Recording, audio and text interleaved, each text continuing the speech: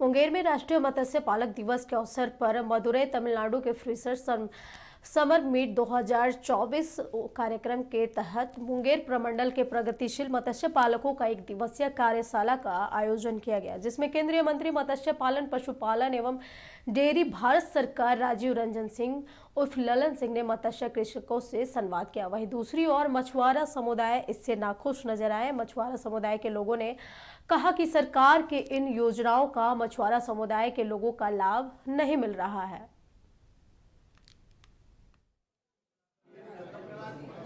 इससे मछुआ को किसी को फायदा नहीं मिल रहा।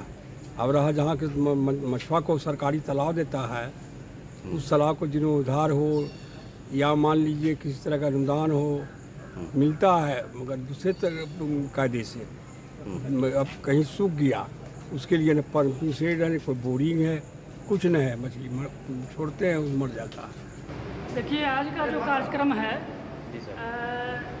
ये बहुत ही महत्वपूर्ण आज का कार्यक्रम है आज।